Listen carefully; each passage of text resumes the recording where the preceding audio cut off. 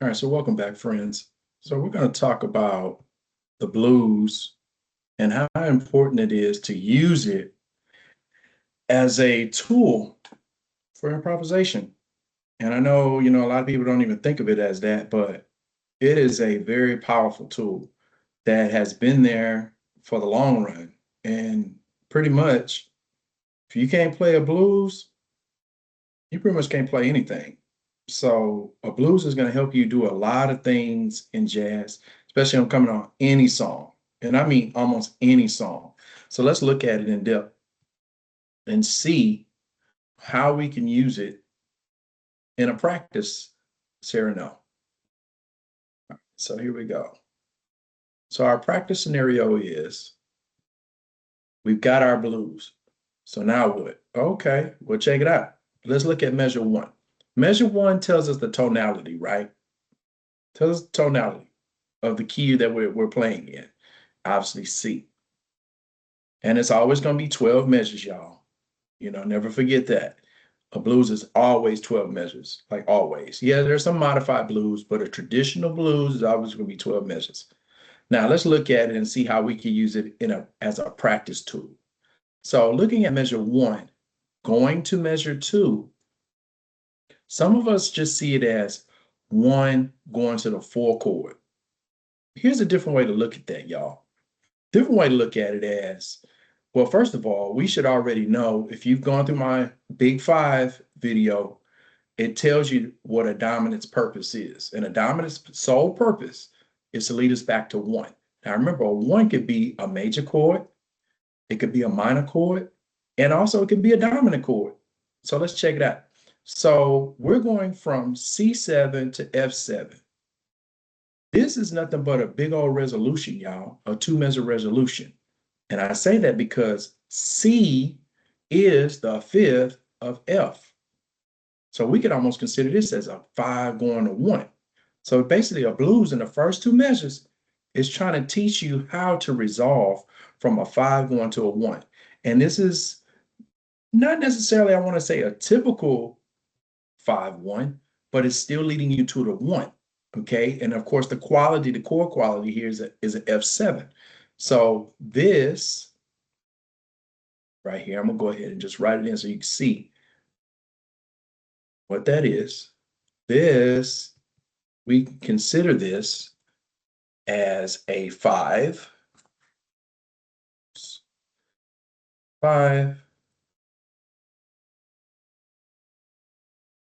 of F. Bam. So we got that. So that's real cool. Now, most of the music you're ever going to come across will typically be one measure going to another measure. Typical type of resolutions. Okay. So at least you get your first workout by isolating these two measures to teach you how to go from a five going to a one. Okay. Now let's go ahead and look at this one. Now we're measure three, 4, same chord. What does that teach us? That teaches us how to play a scale or even a phrase for two measures in length in the same key. Okay, so you do have that. But let's see where is it going. Let's see if it's a five. Okay, so is it a five of something that we already know from measure 1 and 2? C is the five of F. Is it leading us to F? Bam, it sure does in measure 5. So basically what you're looking at from measures 3,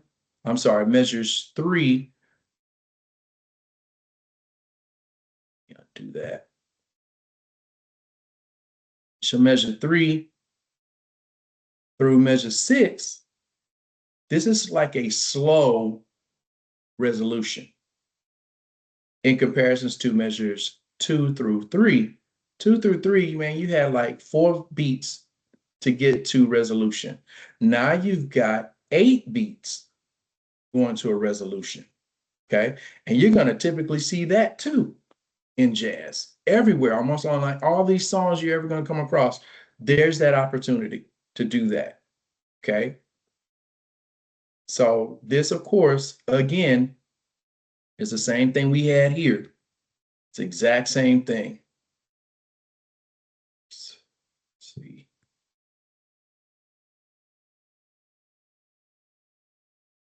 Okay, so we got that. I'm going to type that in for you. This is also the 5 of F again. And most people don't see that like that. And you should. Okay, so now we got our 5 of F. All right, now let's moving on. So that's measure 3 through 6. That gives us an opportunity to resolve. Now let's check this out. This is the one that's going to blow your hair back. This is what I like to call, okay, here's your resolution, right? This is just another tonality. This is now C major. So now we're in C right here, just for the moment, okay? For the moment. But check this out. You're going to get a 2-for-1 special after this. Check this out. So let's go to measure 8. Look at this, y'all. So as we learned from my scaling video, how to convert chords from minor to a dominant, okay? Here goes that same thing. So this minor chord right here in the key of C, this is known as your 3. We got 3. How does A function? A functions in the key of C as the 6. And then look at where it's going, y'all. Watch. This is the 1 piece. D of C is 2. Then, of course, you got G, 5. So, ladies and gentlemen, what you have right here for measures 8, 9, and 10, you've got your 3, 6, 2, 5, also known as a turnaround, which is what you see in like rhythm changes. Many songs are built around that, especially rhythm changes, y'all. That's like the first 4 or 8 measures of rhythm changes. Okay, but check this out. I'm gonna show you this.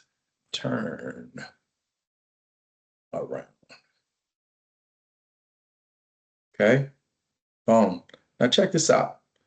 Watch when I convert this minor chord.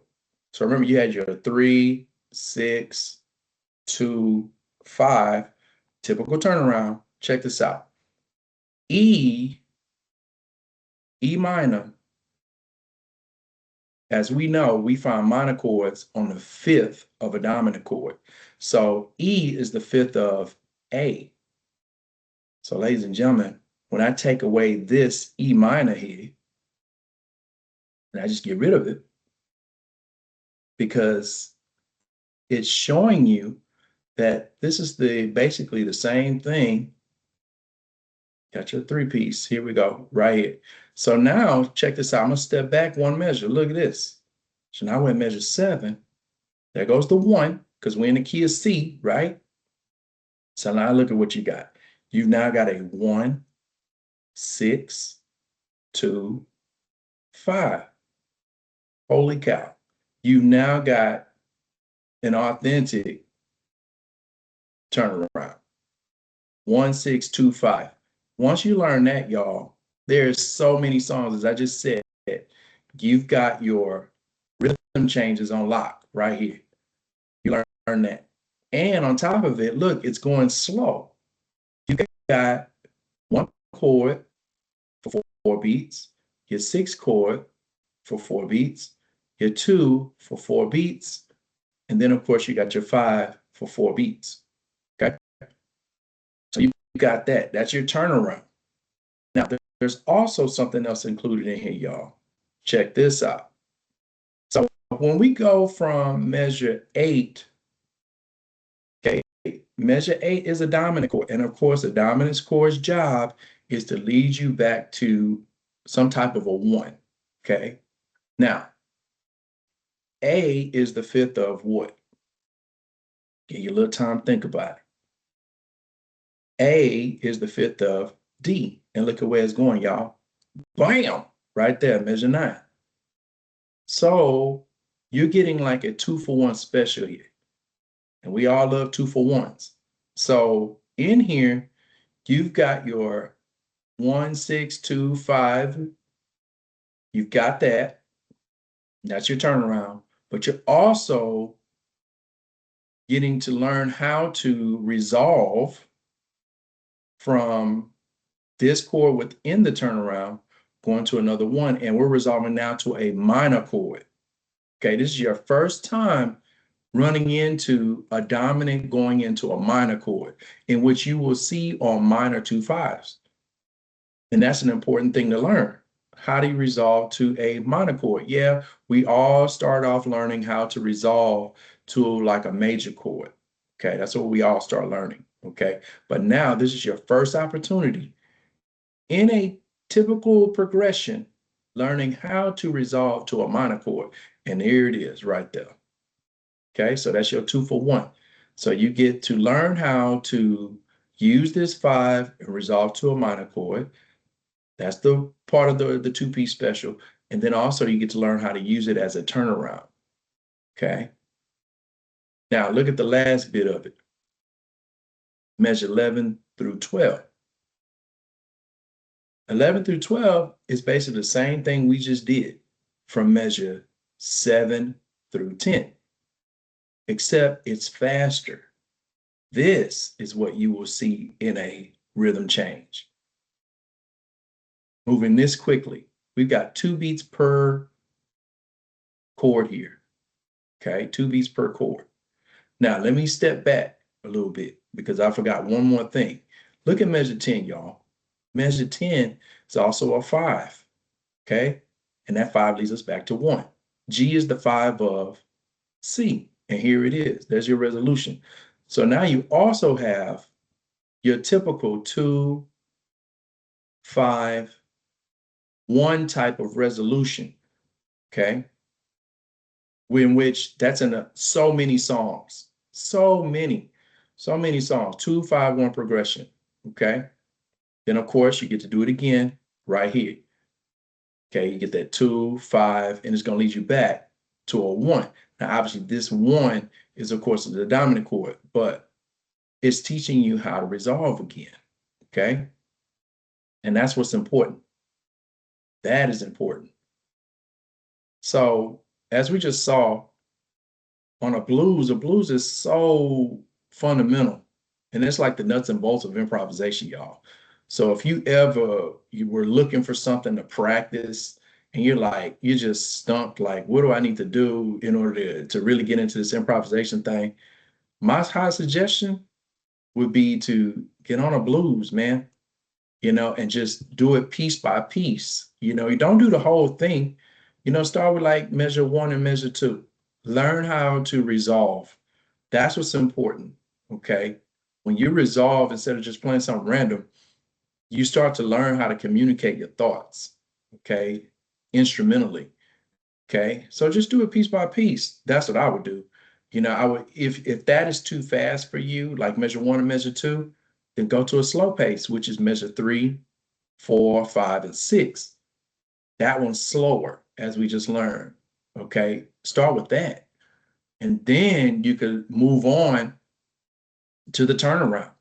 Okay, they got a slow turnaround inside there, as we just saw, measure 7, 8, 9, and 10.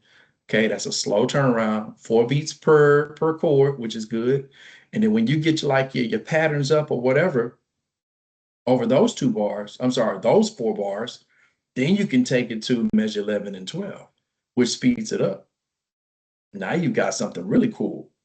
So I just wanted to show y'all that, because a lot of people, when I see people talk about the blues, they talk about it like it's this mystical thing and stuff like that. And a lot of beginners skip it. They just skip it and they just want to go straight to the standards, man. But if you use it as a tool, like I just showed you, you're gonna be ready for any song, really. Okay, really think about that. Is that this tool, known as a blues progression, should be used like that in order to practice. It gives you something to practice. It gives you something to say, okay, today's goal is to practice from this measure to this measure.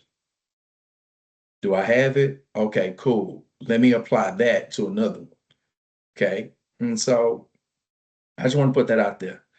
Just remember you got to keep on doing what other people are not doing, which is you're practicing. Okay. You're practicing. And that's what you should be doing. And of course, you want to keep everything simple. Just remember you got this. And I'm going to see y'all on this stage.